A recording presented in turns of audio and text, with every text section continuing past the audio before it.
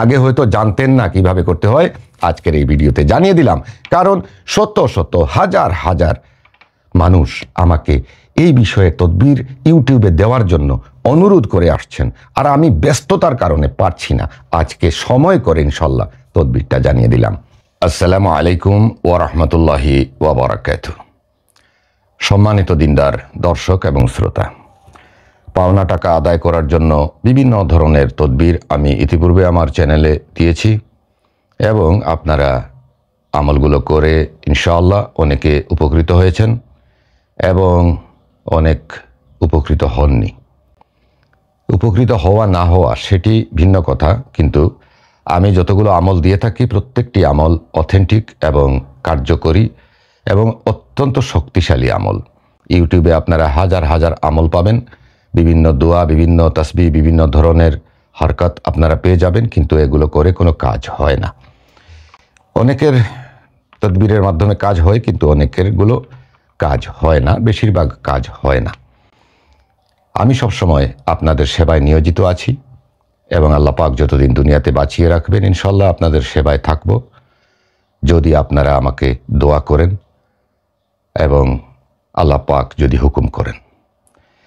আজকে একটি তদবিরের কথা আপনাদেরকে জানাবো ইনশাল্লাহ, যেটি আমাদের প্রত্যেকের জন্য খুবই গুরুত্বপূর্ণ এবং জরুরি।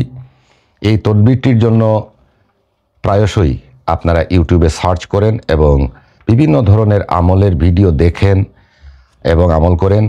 আমার ভিডিওগুলোও দেখেন এই বিষয়ক যেটি আমি বলছি, এবং আপনারা আমল করেন। অনেকে সঠিক নিয়ম অনুযায়ী করতে পারেন না, অনেকে করতে পারেন, এবং আপনারা উপকার অনেকে পেয়েছেন, অনেকে পাননি। আলহামদুলিল্লাহ, আজকে যে আমলটির কথা বলছি সেটি কিছুটা কস্টলি, কিছুটা ব্যয়বহুল, তবে ইনশাল্লাহ এটি অত্যন্ত কার্যকর। 100% আমি বলবো না, 90% মানুষ উপকৃত হয়েছেন এবং ইনশাল্লাহ হবেন। ইতিপূর্বে আমি এই আমলের কথা বলি নাই, কারণ এই আমলটি অনেক দামি এবং এটি করতে গেলে সবাই পারবেন না। আর আজকের তদবিরটি হচ্ছে পাওনা টাকা আদায় করার ব্যাপারে।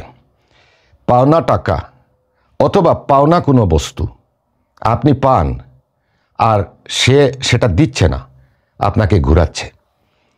হতে পারে কারো কাছে আপনি ভিসার জন্য টাকা দিছেন, সে ভিসাও দিচ্ছে না, টাকাও দিচ্ছে না। হতে পারে আপনি কারো কাছে জায়গা সম্পত্তি কেনার জন্য টাকা দিছেন, এখন সে টাকাও রিটার্ন দিচ্ছে না, সম্পত্তিও লিখে দিচ্ছে না বা রেজিস্ট্রারি করছে না, বাকি টাকাও নিচ্ছে না, এরকম অবস্থায় দুদুল্যমান অবস্থায় রেখে দিয়েছে। হতে পারে কাউকে আপনি চাকরির জন্য টাকা দিছেন, যদিও সেটা দেওয়া জায়েজ নাই বা নিয়ম নাই, কিন্তু আপনি তো একটা হালাল চাকরি করার জন্যই পরিস্থিতির শিকার হয়ে হয়তো কোনো দালালকে টাকা দিছেন, সেই টাকাটা মেরে দিয়েছে, এখন দেয় না, চাকরিও দেয় না, টাকাও দেয় না। আপনি কাউকে হাওলাত দিছেন, হয়তোবা সেই লোক আপনাকে সঠিক সময়ে রিটার্ন দিবে বলে দিচ্ছে না, ঘুরাচ্ছে আপনাকে। আপনার কোনো ব্যবসার জন্য বা যে কোনো কারণে আপনি কাউকে নগদ অর্থ অথবা কোনো জিনিস দিছেন, সে রিটার্ন দিবে কিন্তু দিচ্ছে না।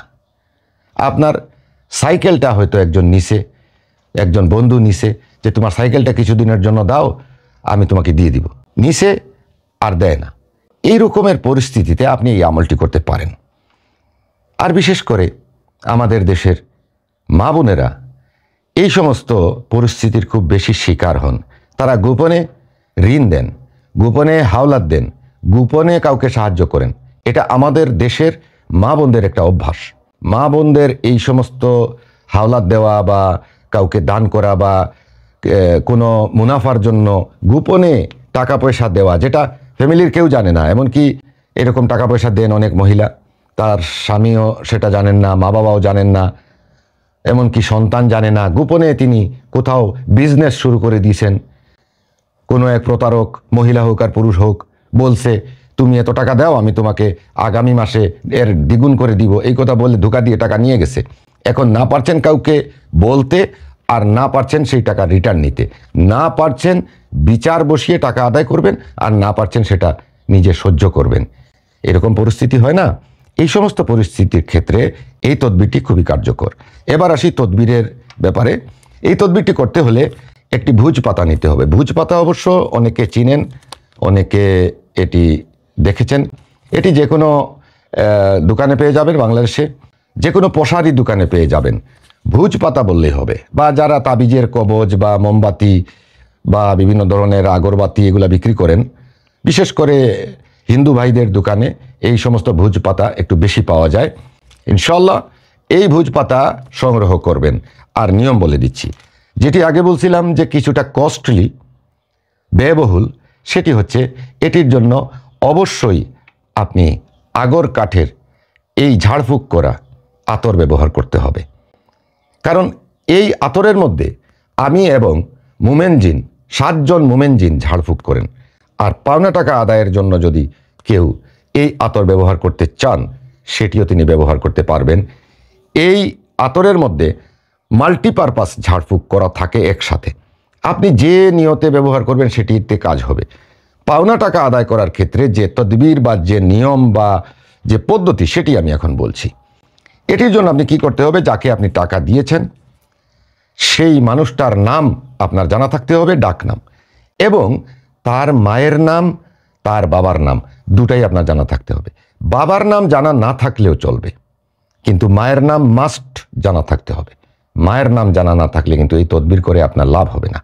অবশ্যই তার মায়ের নামটা আপনার জেনে নিতে হবে। অনেকে আগের তদবিরগুলোতে আমাকে বলেছেন যে মায়ের নাম জানি না, কি করব। জানেন না তো কি করবেন। অনেক ক্ষেত্রে অনেক তদবিরে আছে যে মায়ের নাম যদি জানা না থাকে তখন মা হাওয়ার নাম অনেকে লিখে দেন।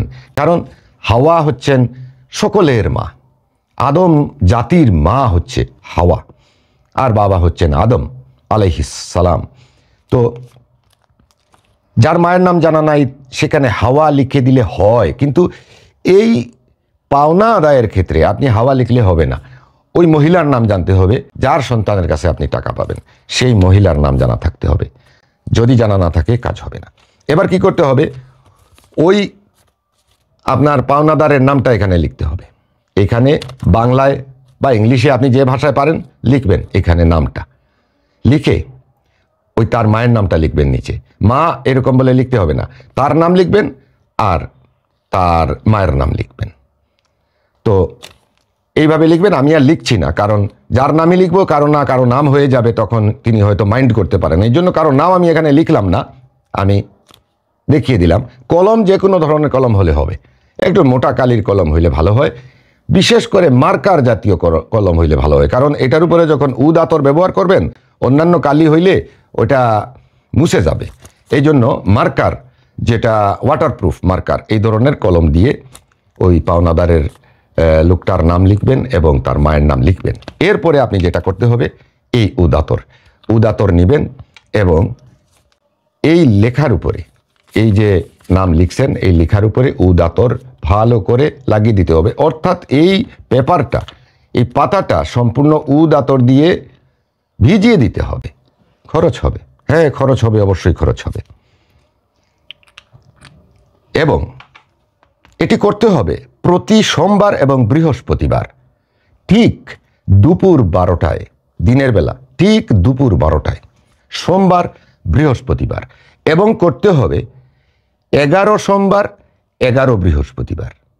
মনে রাখবেন, 11 সোমবার 11 বৃহস্পতিবার। এইভাবে নাম লিখবেন ভুজ পাতায় এবং তার মায়ের নাম লিখবেন। একাধিক মানুষের নাম লিখতে পারেন। আপনি 20 জনের কাছে টাকা পান, 20 জনের নাম লিখেন, 20 জনের মায়ের নামও লিখেন। প্রত্যেকের নাম, প্রত্যেকের মায়ের নাম, প্রত্যেকের নাম, প্রত্যেকের মায়ের নাম, একবারে ভরে ফেলেন। এটা ভুজ পাতা এত বড় না হলে বিশাল বড় যদি আপনি চান আনতে পারেন, আতর বেশি লাগবে। এবং আতরের এখানে একটা রোলার আছে, এই রোলার দিয়ে আপনি ঘষে ঘষে সমস্ত পাতাটা ভিজিয়ে দিতে হবে এক পাশ যেখানে লিখছেন। আবার অনেক ক্ষেত্রে আছে এইরকম যদি থাকে এই আতরের মধ্যে এইরকম কাঠি, তাহলে ওই কাঠিতে আতর লাগিয়ে হাতে নিয়ে হাত দিয়ে ঘষে ঘষে ওই পাতাটা ভিজিয়ে দিতে হবে। সোমবার বৃহস্পতিবার ঠিক দুপুর 12টায়। এবং একটি মোমবাতি জ্বালাতে হবে। মোমবাতি জ্বালিয়ে আপনি রৌদ্রের মধ্যে বা খোলা আকাশের নিচে কোথাও বসতে হবে।